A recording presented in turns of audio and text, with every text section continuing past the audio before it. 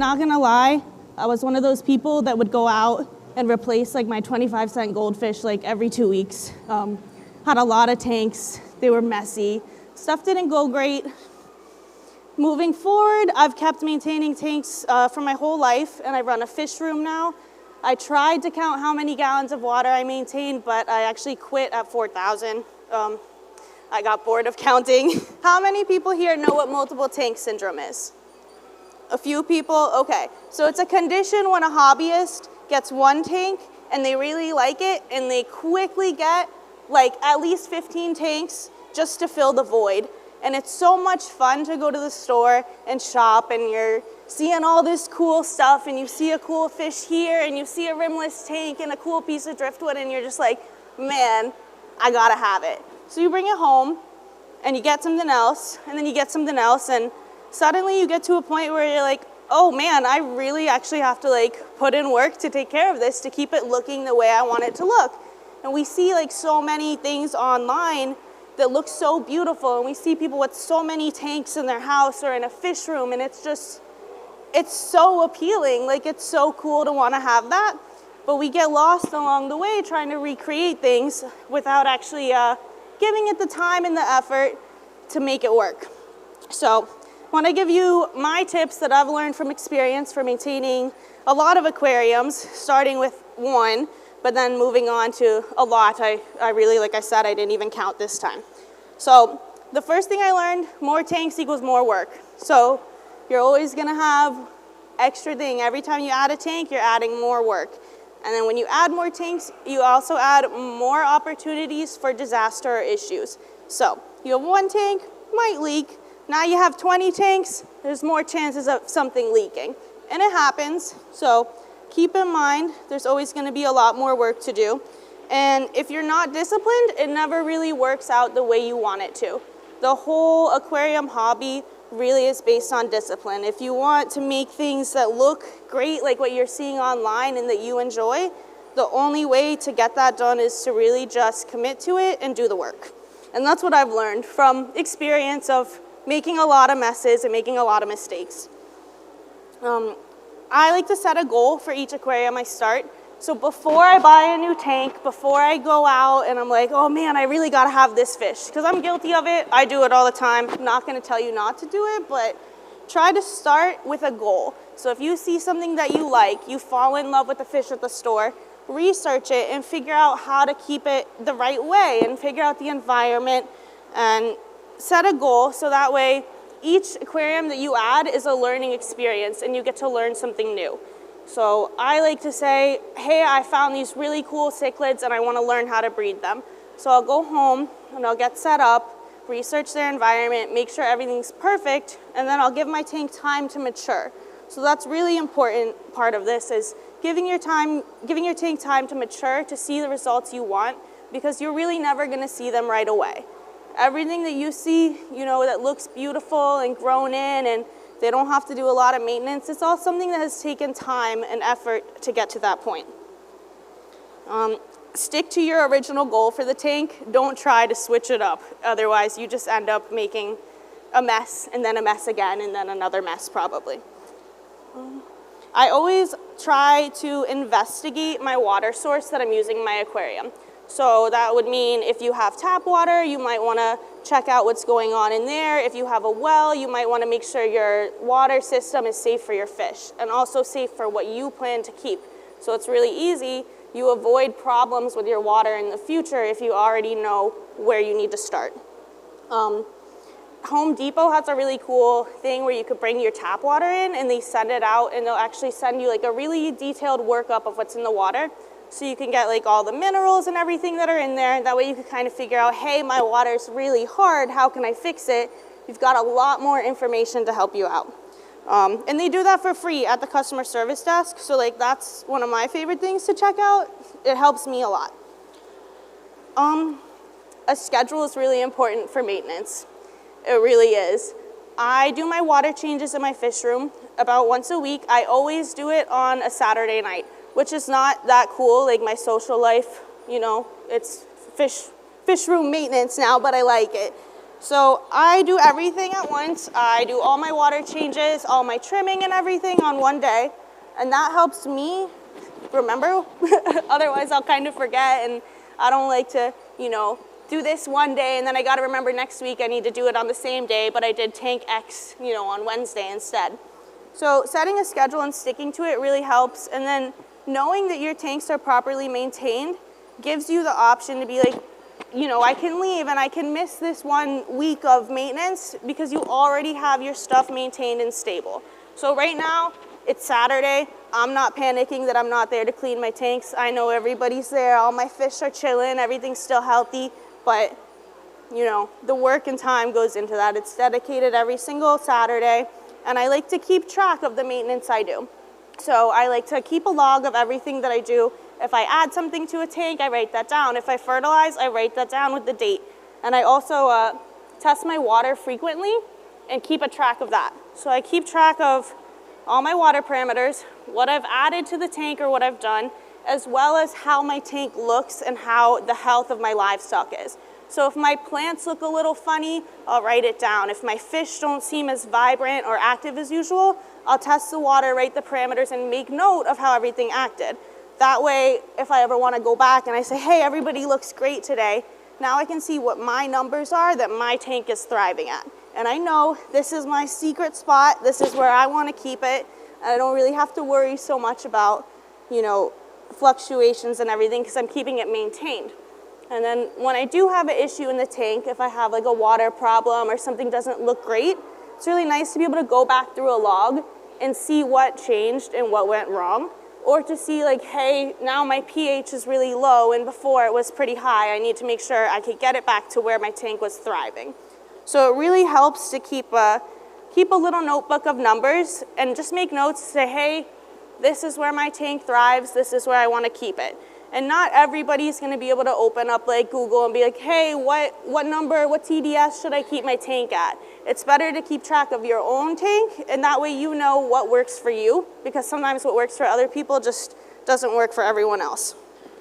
I really also like to be prepared for all issues. I've had a lot of issues in the past. My 700-gallon aquarium actually leaked in my house, and I had nowhere to put my fish while the water just started pouring across my tile.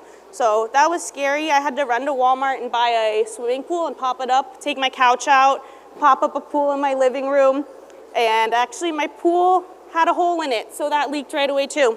So not fun. It was a mess. I was able to get one more pool and save my fish, but I did live in my house for 28 days with a pool in my living room and no couch. So that took a long time. I also had, like I said, no big aquarium to put my fish in after that happened. And I had to find a guy to repair it, which would have been, you know, better if I knew somebody right away. It took me like a week to find a guy to fix it. And that's just like one of the problems that could happen. So I like to keep like a huge stash of supplies. I know my mom thinks I'm an aquarium supply hoarder, but it's easier for me to have one of everything. Otherwise, you're gonna see me running around looking for something, probably in tears, being like, oh my gosh, I need this for my aquarium, like right now, and I can't find it. So I keep everything in one spot. I have this really cool rolling cart. When I push it, I feel like a flight attendant, you know, going down the plane aisle, but it fits everything, and you can move it like through the fish room to wherever you wanna go, so it's super cool. It really helps. We call it the water change cart now, but it really has everything on it. But in the past, I've actually just thrown my stuff into an empty aquarium and had a disorganized mess. And when I had issues, then I'd be more stressed out looking for what I need. So it's really easy to just have everything like right there and ready. Equipment failure happens. It's a big thing as well. I am a firm believer of checking and maintaining your equipment. So like your filters, your pumps, heaters especially, I replace my heaters once a year at least. I learned the lesson the hard way. I let a heater hang out maybe 2 years, and I never actually picked it up and looked at it, and one day it electrocuted my entire aquarium, and all my fish were upside down when I got home, and I had to figure how to get them out of the electrocuted water. So I learned my lesson the hard way. I won't do it again. I am like religiously changing my heaters out now. But that could happen with a lot of stuff. Like if you are running big pumps or big air pumps. Like actually in my store, I run big, huge air pumps, and I didn't change the filter, and it overheated, and it blew my PVC pipe clear off the wall. So always do your checkup, and I like to keep notes of that too in my phone. That way it could give me a notification, hey, it's time to change the filter in the air pump. Hey, it's time to change your heater. It makes it a lot easier for me because I'm one of those people that, like, if I don't see the notice, I'll probably forget. Having a quarantine tank ready for fish, especially when we have a lot of tanks, because we have them all set up, and it's really easy to go in and be like, wow, this fish would fit in great here, and you just want to take it home that day. Super important to quarantine your fish. It's good to have a tank that's cycled and matured running, and just keep that tank, you know, might not be the prettiest one you have, but it'll really benefit you to have it running and ready for when you do find something that you want, or you order something online, and you could put it in there and make sure it's, you know, healthy before you move it to your tank. Cross-contamination is gonna be one of the biggest issues. I think a lot of people feel like when you have all your stuff at home, you don't have to pay attention to cross-contamination as much, but that's not true. So even with my tanks that have not had new fish in them for over a year, I still don't like to put my hand in one and then go to the other. I'm really crazy. I wash my hands all the time. I won't use the same siphon. It definitely makes a difference for me though, because you could have like a bacteria or a pathogen in one aquarium, but your fish are immune to it. But you can move it to the next one with a different type of fish, and you can wipe out the whole tank. So it's really important to just have a lot of supplies and to sanitize your stuff. So everything that I use goes straight into a bucket of bleach and water, and then it soaks in there for a little bit, and then I move it into a bigger bucket of fresh water and a lot of prime. And I'll leave it in there for a couple hours, and then I'll move it over, rinse it off really well, and then let it dry. So I keep everything really clean, and I try not to go from tank to tank. I did get a python recently, and I know that's like something that people have had for a while, but I never had one. Like, I was a bucket person before. It's really cool. I felt like I had water change superpowers, like I could just do every tank in 10 minutes, but it was really tempting for me to like cross-contaminate. But there's different ends, so you could have like multiple ends and put them on. But I still would consider, like, if you have a tank that's not doing well and you're using your python, you gotta be careful, because that water that goes in could still, when you fill it back up, could bring the bacteria back in. So anything that I have that I know is like sick or not doing well, I make sure it gets its very own siphon, and that doesn't go to anyone else. The next thing I learned is that when you are not having a good time, when you are sitting here doing your stuff and you're like, wow, this is just way too much work for me, I'm not having fun, I'm bored, you're like, oh, it's water change day, this sucks. It's time to downsize. If you're not having a good time, it's okay to get rid of some tanks. Take some fish, give them to a friend, bring them back to the store, whatever it is. But if you are not having a good time, you're not gonna stay in the hobby. So it's okay to downsize, and it's okay to say, hey, this fish that I thought was really interesting really isn't. And you can kind of move it along, and you can get something that interests you and keeps you there and keeps you dedicated to working on the tanks. Otherwise, it really does turn into you know, something in a box that's just something you have to remember to feed and clean and take the time out of your busy day. Another thing that I've learned, actually really important, is where you're gonna put all this stuff. So I have 3 rooms with aquariums in them right now, so there's a lot of stuff going on in my house. I have in the past made mistakes and been like, oh, the humidity's not that bad. It's okay. Just like, it's Florida, it's a little humid. Until I got mold in my fish room, and that was not cool. So that was a big deal. I had to get everything out to get remediation done, and now I'm stuck with this big, huge rolling dehumidifier that's like super industrial looking. It's ugly, it's loud, but my fish room is like really dry and really nice now. No more mold. And I think a lot of people don't take that into consideration, that that could happen even when you have aquarium lids on. It just is what it is. The more water you have, the more moisture in the air gets everywhere. So keeping track of that, as well as the lighting. around all your aquariums. I've definitely put them in front of windows being like, wow, this is so pretty. I could see my fish swimming in the sun.